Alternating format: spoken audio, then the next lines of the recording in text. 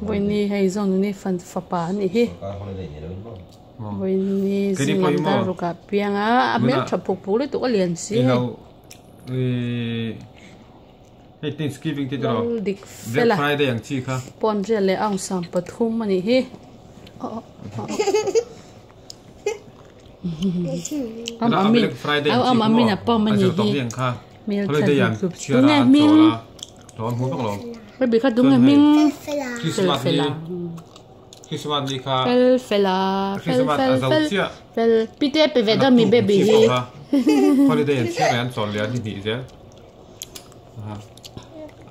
Chị tùy đi tu, chị phải đi tu.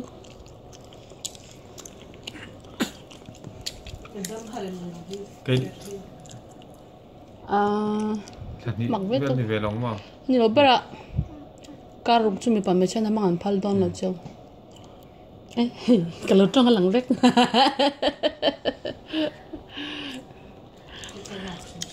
Lằng va là xin thưa, lằng va mà. Thủy đang phê chân mà. Dạ, tiếp tục thôi. Tên lên tóc mà. Cút xử lý hết. Phát chân đó hả? Thế tên chết hết. Nhưng mình chỉ nói em nào virgin là này. Anh định anh mani đến anh phát đến chả mua anh nào ở thì hết sẽ tiếp tục á. Đây, lọc chung không mà. Nên là dân số cả. Chul cả, pod lock thấy là pod sok lock thấy là ba. Hay thế ta anh đi kha thiêm bờ ta tí nó mệt ấy ông mẹ mua gì bóc gì là ngồi về đấy đấy ông cho đến cái đó ăn còn mệt đi sụa sụa mẹ tiếng chú phát triển chẳng vang hal đấy mình ngay hiện thoáng bật cho cả con vàng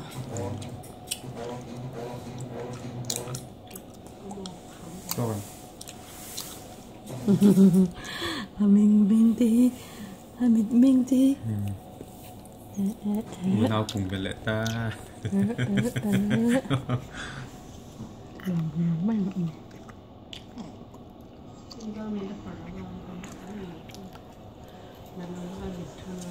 phở chú anh thì mắm lòng thiên anh ăn phở sao rồi rất là dễ mà chẳng hạn này mày